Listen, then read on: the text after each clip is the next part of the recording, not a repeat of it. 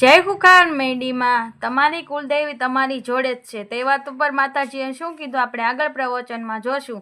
જય ખુખાર મેડીમાં તમારી માતાઓ દરેકને એવું કહે છે કે મારા દીકરાને કહેજે ધીરજ રાખ, ધીરજ। હું એની કુળદેવી એનાથી ચોય સીટી નહીં। તમારી દરેકની માતાઓ મન મેલડીને આવું કહે છે,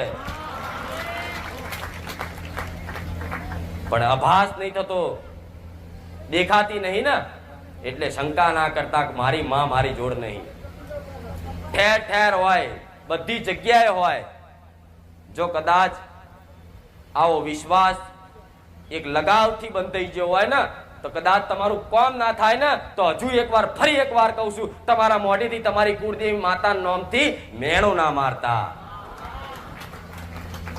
મેણાનો ઘા સાચો માણસ હોય, સત્યવાન હોય ને મેણાથી મરી જાય। જે સત્ય રહેતો હોય ને, જે સત્ય હોય પોતે, અને એને કોઈ મેણું મારે ને એના સત ઉપર, એના સત્ય ઉપર, તારે સત મરી જાય। આવું દરેકે સાંભળ્યું છે। આ તમે કુટુંબમાં સાચા રહેતા હોય,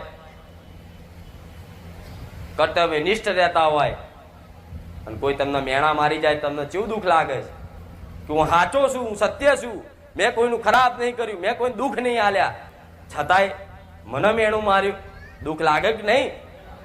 તો તમારી ઘરની માતાને કદાચ તમારે થોડા ઘણા દુઃખ પડવાથી જો એને મેણું મારતો ને એને દુઃખ લાગે કે મારા દીકરાને મારું નામ દેશે કે દુઃખી થવાનું કારણ હું માતા બનું, ચારે તમારી કુળની માતા તમને દુઃખી કરવાનું કારણ નહીં બનતી। આવું કહું છું।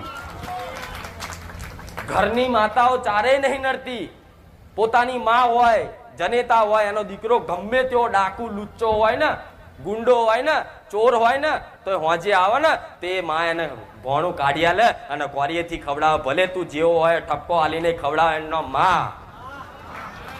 તો તમે ગમે તેવા છો, ચોર રહ્યા, ડાકુ રહ્યા, લૂંટારા રહ્યા, ખરાબ રહ્યા, છતાંય તે પોતાની માનું કર્તવ્ય, તમારા કુળના દીવાનું કર્તવ્ય છે ને, તો 2 ટાઈમના રોટલા હખેથી ખાવા મળે છે। આવું મેં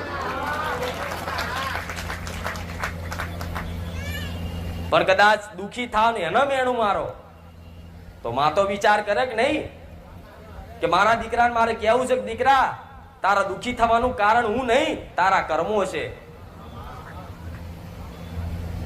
પણ માને બોલવું છે, માને કહેવું છે, તમારી કુળદેવી માતાને સંદેશો આલવો છે, પણ એટલો ટાઈમ નહીં કે પોતાની માં આગળ અડધો કલાક કોઈ વ્યક્તિ બેહી રહે।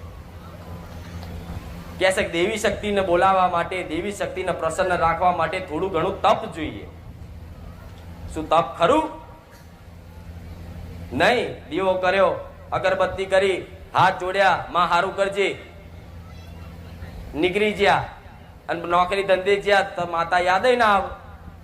હું તો એવું કહું, દીવો કરી ખાલી 2 મિનિટમાં કદાચ દીવો કરી અને નીકળી જાઓ, પછી 24 કલાક માતાને યાદ કરો તો દીવા કરવાની જરૂર નહીં। આવું કહું।